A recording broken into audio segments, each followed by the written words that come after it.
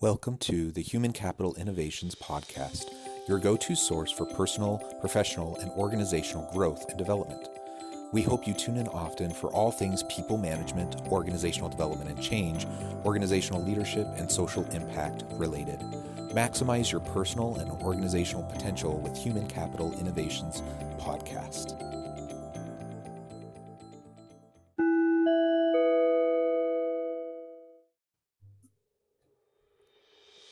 There's no silver bullet, no one-size-fits-all approach that will guide you to individual and organizational success.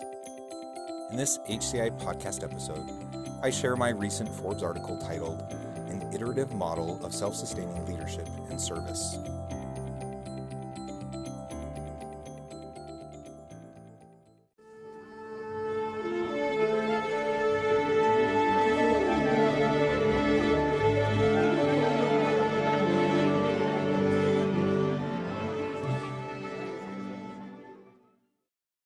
Successfully leading large, complex organizations in a globalized age is not for the faint of heart. There is no shortage of research examining different leadership models and styles, e.g. transactional leadership, transformational leadership, and so on. But little scientific consensus around what makes for a great leader. In fact, in wading through the often dense and esoteric academic literature on the topic, one main takeaway seems to be clear. There is no silver bullet, no one-size-fits-all approach that will guide you to individual and organizational success. So what is an organizational leader to do? Years ago, I was sitting in a graduate leadership class contemplating this very question. We were discussing common models of leadership and the various scenarios in which the different approaches might be most applicable. As fascinating as the discussion was, I must admit that my mind began to wander as none of the models quenched my intellectual curiosity or practical thirst. They were all lacking. As I sat there in class that day, I jotted down my own model of leadership, which I'll describe below. The intersection of leadership and service. At the foundation of any effective, self-sustaining leadership approach is a commitment to serving those you lead. While there are a variety of leadership models, styles, and methods that can produce compliance-based results, to create a self-renewing culture of commitment and engagement that drives results, leaders must have a genuine interest in and desire to develop and strengthen the capacity of those they lead. It starts with self-knowledge and understanding. First, we must be introspective and critically self-reflexive, and sometimes brutally so, and seek to better understand our own thinking, capabilities, styles, and talents, as well as how we relate to our particular organizational context and those around us. Understanding those you lead and serve. Our employees are not a monolith. There is no one-size-fits-all answer to motivating and leveraging their unique talents and capacities. As such, we can't effectively lead and motivate others if we don't first seek to understand them and their needs, ambitions, desires, preferred styles, and more. A reciprocal process of learning and understanding.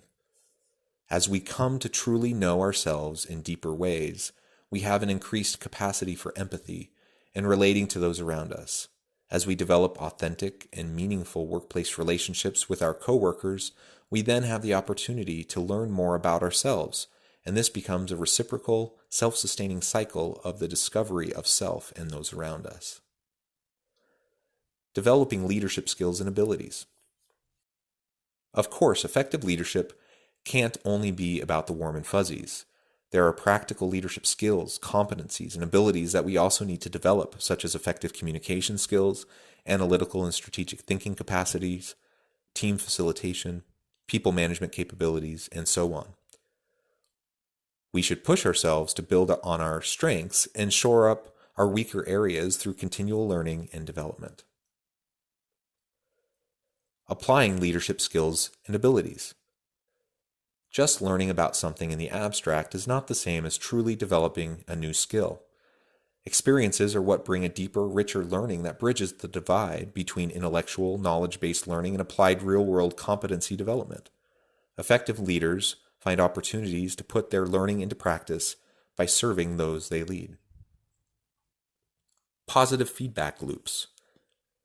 As we develop and apply new skills and abilities, We have the opportunity to continue our own self-discovery and to better understand those we lead. Those positive feedback loops are essential to maximizing our own leadership capacity over time, and we should seek both formal mechanisms and more informal opportunities to learn from both our leadership successes and failures. An iterative, self-sustaining model. As we sincerely seek to learn about ourselves and those around us, continually strive to develop and apply new leadership skills and abilities, and stay open to the feedback our experiences bring, we have the opportunity to create an iterative, self-sustaining process of continual leadership growth and capacity development. Conclusion. While there is no quick fix or easy answer to becoming a successful leader, it's also not so complicated. We need to foster an attitude of intellectual and social humility, check our ego at the door, be continually critically self-reflexive regarding our thinking and behavior towards others, and seek to truly discover the needs of those we lead and serve. Of course, we also need to develop and apply particular leadership skills, abilities, and competencies as they relate to the particular organizational context in which we find ourselves. But these skills and competencies alone will not help us to lead effectively.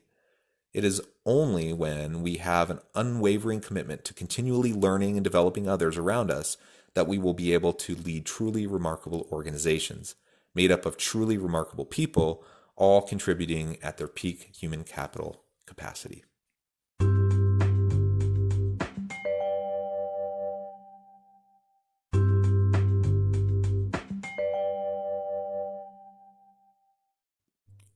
Thanks again for joining us for this episode of the Human Capital Innovations Podcast. I hope you stay healthy and safe and that you have a great week.